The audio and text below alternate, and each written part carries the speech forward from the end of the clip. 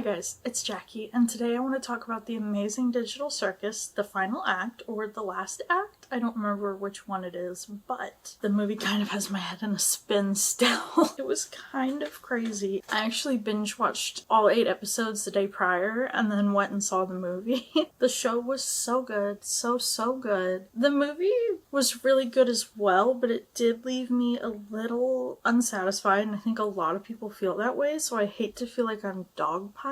That is not my intention. I kind of just want to get out my thoughts and feelings about the movie. It has definitely left me feeling a little depressed, as it was going to anyway. The subject matter in this show, and thus the movie, is quite heavy, and a lot of the episodes were very intense. Something I was really looking forward to in the movie was seeing more of Jax, because Jax is my favorite character. My second favorite character is Gangle. Those two don't really go together, but they're my favorite. I don't know, don't ask me. They're my favorite. So I really wanted to see more of Jax in the movie, especially since his backstory is teased throughout the entire show, and he won't give it up no matter what. We get the most we're gonna get from him in the movie, which in his fashion still isn't everything. One thing I love about the movie is how centered it is on him and how open about that the movie is. Like when you look up the poster, it shows everybody walking in a building that is shaped like his head, different parts of his head, which I love that so much. There's another poster going around that I think was for other countries. It shows his head in the background with Pomni in front of it, like the end of Evangelion poster with Shinji and Rei, which is incredible when you think of the implications of that. With having seen the movie, I need to watch the end of Evangelion again and recontextualize it into this movie. There is a lot of Jax content, and it is very open about the fact that there is a lot of Jax content, which is really cool. He was my favorite, and I was hoping that in the movie it would just be lots and lots of Jax, since he was like one of the few characters we did not get a whole lot about. Well, I say that, but the show did still spend a lot of time on him. What's that joke about when you can tell what character is the creator's favorite? I'm just glad Jax is the creator's favorite. On the same note though, with him being so centered and up front, I feel like he still doesn't get his due. Is that crazy to say? If you've seen this movie, let me know if I'm tripping. Because even though he got so much time in the movie and so much centered on him, and we got more of his backstory and more of what happened with his friends before they abstracted, we still don't get a lot of writing from him. We get more of the same that we've been getting, if that makes sense. We get more of just finding out just how bad it is, really. Like how bad it was that he pushed everyone away and just bottled everything inside, which we already knew. We're just seeing back into really how bad it was, the extent of the damage and trauma he went through to get that way. I almost feel like there was no real writing done because we didn't push past that. We kept him at that level and stayed at that level. The background information and flashbacks showed him in maybe 2 vulnerable scenes. The scene where Pomni is hugging him, and the scene where Jax is having a discussion with Ribbit. Those are the 2 key vulnerability scenes. However, I really wanted to see some writing outside of this, outside of his pain and torment. I wanted to see what the creator could do with Jax outside of what she had already created for him, if that makes sense. She just showed us what was further entrenched in his mind rather than going forward. And I am a big fan of flawed characters, tragic characters, and redemption arcs. I like my flawed and tragic characters to come with redemption arcs. Did he do terrible things? Yes. I think he needed to learn to adjust and be loved like the rest of the cast of characters. He did bad things, but was he really that much worse than the rest of them? He was mean to everybody all the time, but that's not really something that can't be forgiven. Everybody still cared for him and was willing to forgive him. I'm sorry. I'm gonna cry. I'm way too invested in this. My question is, why was he not written past the confines of the character that he was created and taken into development stage? We didn't develop him. We expanded upon what was already there, but we did not do any development or new writing for him.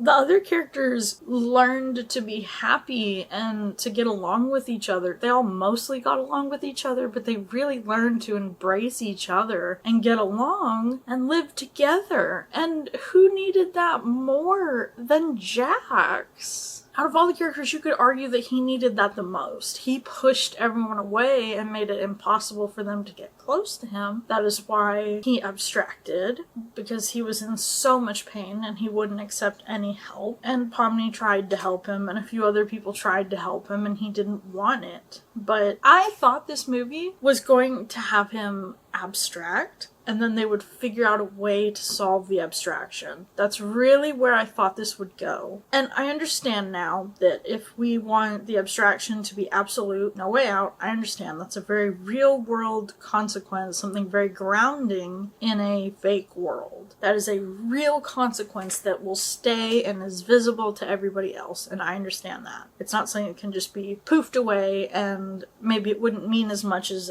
if it could be. But I feel like if it could have been solved, there could have been a lot more meaning there than just the absolute fact that abstractions are there and that's a thing that can happen.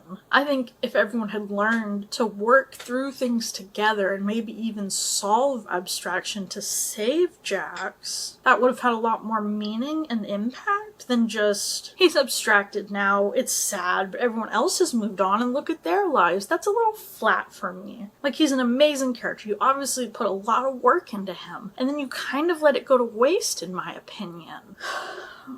This video is just about Jax. I'm so sorry. This video is nothing but my thoughts about Jax. That's my question though. Is he not worth being around after everything? I don't believe that. That's what I get from this. If he was not able to be rescued from abstraction, he wasn't worth being around still. Like, why was he not worthy of being saved?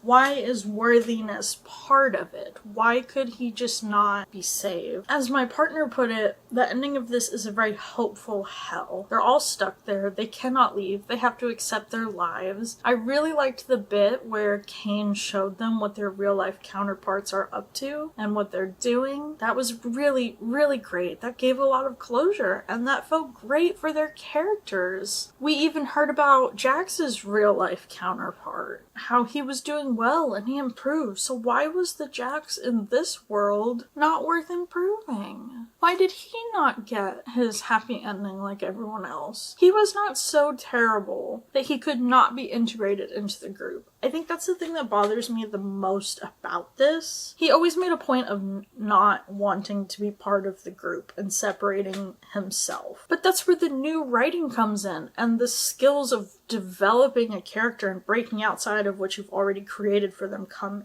in. Write him connecting with them, connecting with other people. There's still time, and you just have the span of the movie, but there's time for that. You can show it in small moments, clips even. I just feel that would have been so much more meaningful than just him abstracting and that's that, and the group accepts it and moves on. It's sad. It reminds me of what Jax said to Pomni. She's like, what would you do if I abstracted tomorrow? And he said, I'd forget you and move on. And that's what it feels like happened to him. I don't like it.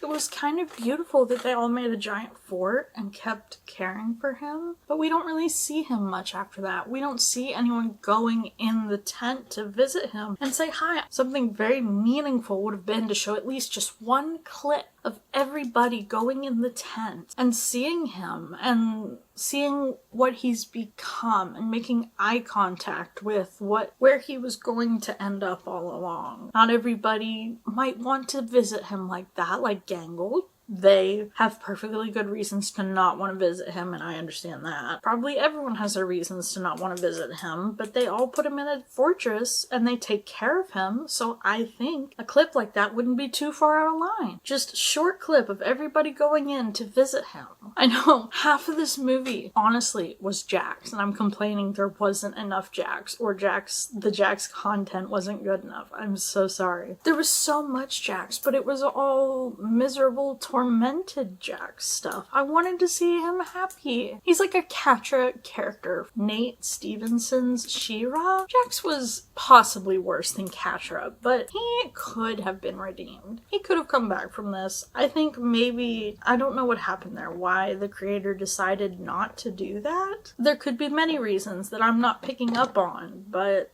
I personally believe that he totally could have come back from everything. Maybe the creator did this to make a point. I don't know. The point is not for me, though. Clearly. I also thought it was beautiful that they made a tank for all the abstractions where they could swim past and everyone could view them so they could be a part of their lives but still separate because they needed to be. They were no longer downstairs in a place where you couldn't see them anymore. You could go visit them. And I think this was a missed opportunity to show Kinger looking through the tank and seeing his wife again and just having a moment. Just a single moment. Just small things like that. Small touches would have made this movie a much more complex and layered emotional experience for me. This was still a great and amazing movie. I'm so glad that I got to see it. Honestly, binge watching the series and then going to see the movie the next day was the best experience possible. My brother is the one that told me about this show, and I'm honestly so happy that he did because I enjoyed it so much. There's so much to love about it and so much to take in about it. Once I've recovered, because this movie has devastated me. Not as bad as Arcane, but it has devastated me and I'm going to need to stay away from it for a while now. But once I've recovered, I think I need to watch the show again.